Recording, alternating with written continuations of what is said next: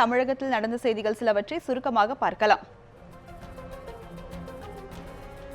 விழுப்புரம் மாவட்டம் கள்ளக்குறிச்சி மற்றும் சுற்று வட்டாரங்களில் கத்திரி விளைச்சல் அமோகமாக உள்ள நிலையில் அதற்கு உரிய விலை கிடைக்கவில்லை என விவசாயிகள் குற்றம் சாட்டியுள்ளனர்.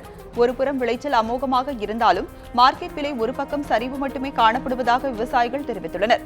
மேலும் கத்திரிக்காய்க்கு தமிழக அரசு உரிய விலை நிர்ணயம் செய்ய வேண்டும் என விவசாயிகள் கோரிக்கை விடுத்துள்ளனர். தோட்டக்கலைத்துறை சார்பில் பழம்பெரும் பயிர்கள் சாகுபடி குறித்த கருத்தரங்கு மற்றும் கண்காட்சி சிவகங்கையில் நடைபெற்றது. இந்த கருத்தரங்கில் தோட்டக்கலைத்துறையின் திட்டங்களின் கீழ் பயிரிடப்பட்டு விளைவிக்கப்பட்ட பழமையான காய்கறிகள், செடிகள், இயற்கை உரம் தயாரிக்கும் முறைகள் மற்றும் விவசாய கருவிகள் வைக்கப்பட்டிருந்தன. இதனை ஏராளமான விவசாயிகள் பார்த்து பயன்பெற்றனர்.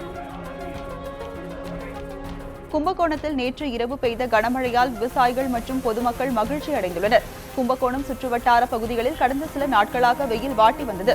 இந்நிலையில் நேற்று இரவு அங்கு திடீர் மழை பெய்தது. சுமார் 1 மணி நேரத்திற்கும் மேல் பெய்த மழையால் சாலைகளில் வெள்ளம் பெருக்கெடுத்து ஓடின மற்றும் குளிர்ச்சியான சூழல் நிலவியது.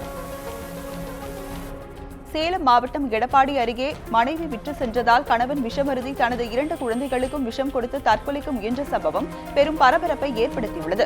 அங்குள்ள எடப்பாடி காவடிகானூர் பகுதியைச் சேர்ந்த மாரிசாமிக்கும் அவரது மனைவி சாந்திக்கும் அடிக்கடி மோதல் ஏற்பட்டு வந்துள்ளது. இதனால் சாந்தி தாய் வீட்டில் தஞ்சமடைந்துள்ளார். இதனால் மனமுடைந்த மாரிசாமி விஷமருந்தி தனது 2 குழந்தைகளுக்கும் விஷம் கொடுத்து தற்கொலைக்கு முயன்றுள்ளார். இதை அறிந்த அக்கம் பக்கத்தினர் தந்தை மற்றும் குழந்தைகளை மீட்டு மருத்துவமனைக்கு அனுப்பி வைத்தனர். அங்கு அவர்களுக்கு சிகிச்சை அளிக்கப்பட்டு வருகிறது.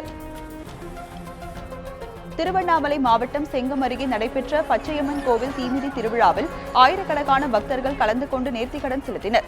இந்த ஆலயத்தில் ஆடி மாத கடைசி சனிக்கிழமையொட்டி பச்சையம்மன் சிறப்பு அலங்காரத்துடன் பவனி உலா கொண்டு வரப்பட்டு அருள் பாலித்தார். பின்னர் அங்கு நடைபெற்ற தீமிதி திருவிழாவில் பக்தர்கள் கலந்து கொண்டு தங்கள் நேர்த்திக்கடனை செலுத்தினர்.